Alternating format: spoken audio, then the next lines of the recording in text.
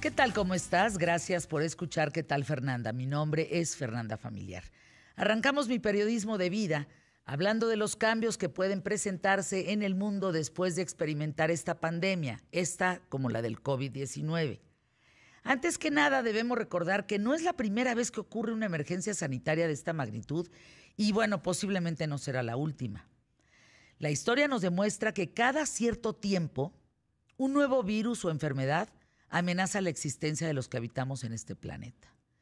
A partir del VIH, las medidas de protección en las relaciones sexuales cambiaron completamente, así como la mentalidad de millones de personas respecto al famoso sexo seguro.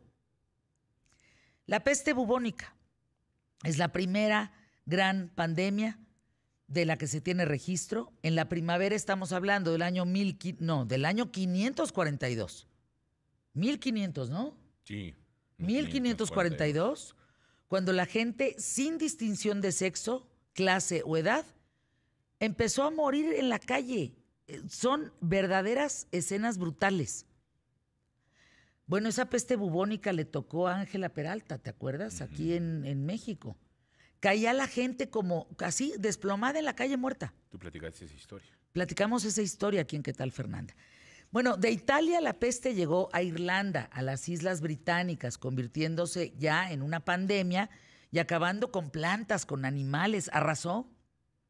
Esta escasez de alimentos propició que las naciones defendieran sus provisiones, se conformaran, digamos, una nueva geopolítica para dividir Europa entre Francia, Italia e Inglaterra.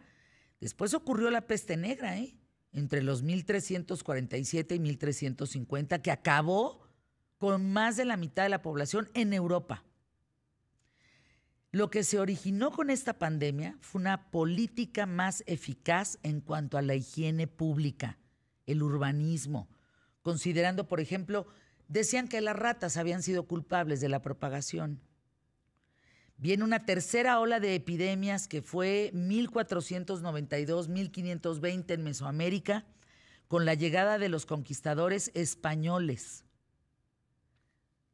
Me quedé pensando que sí es 542. Es 542, tienes razón. Sí, No es toda razón. 1542, No, es 542, la primera gran pandemia peste bubónica registrada en la primavera de 542. Bueno, vamos por la tercera ola que viene con la llegada de los conquistadores. Primero propagaron la gripe en 1493. Después, ¿qué creen? El sarampión, 1500. Vino la viruela, 1519. Finalmente, la fiebre tifoidea, sin olvidar la sífilis.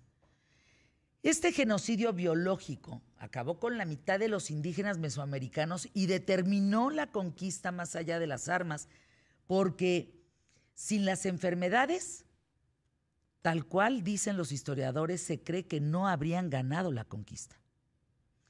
Llegaron las plagas después de la guerra de los años 30, de los 30 años, perdón, entre 1618 y 1648, llamada también la peste de Milán, en la que se conjugaron el tifus, gravísimo el tifus, la viruela, paludismo y peste, al mismo tiempo. Hoy estamos tratando de evitar que al mismo tiempo esté la influenza del COVID-19, imagínense.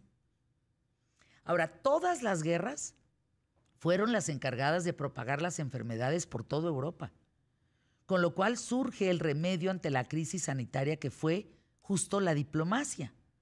Estamos hablando de un pensamiento crítico en el que por primera vez se considera que la diplomacia puede solucionar mejor los conflictos que una guerra.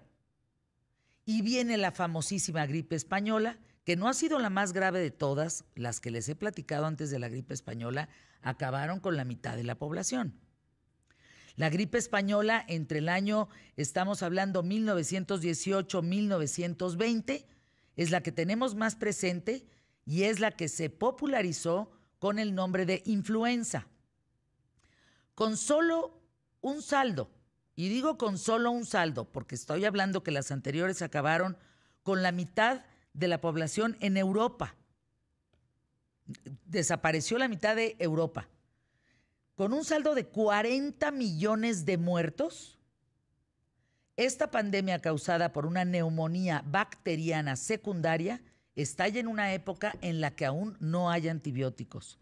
La respuesta del mundo fue la creación de laboratorios para aislar bacterias y virus con una tecnología que fue avanzando rápidamente y con procesos científicos.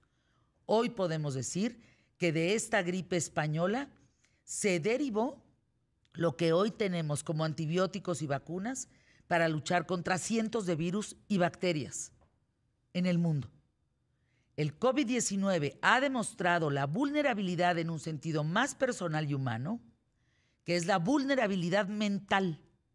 No es algo nuevo, pero sí es algo que se ha intensificado. ¿Hasta dónde debemos de ocuparnos de los trastornos mentales, depresión, ansiedad, suicidios, como lo hemos hecho de los virus y las bacterias? Esa es la pregunta que nos deja la actual pandemia. De eso vamos a hablar. Y mucho más, quédense con nosotros hasta la 1 de la tarde. Tenemos un programa muy interesante. Ay, muy quédense. interesante. ¿Quién es el público más inteligente de la radio y la televisión en México? Los quetaleros. Pues ustedes. ¿A dónde van? Vamos hoy para el mejor programa. Solo quién sabe ayer, quién sabe mañana. Arrancamos pie derecho.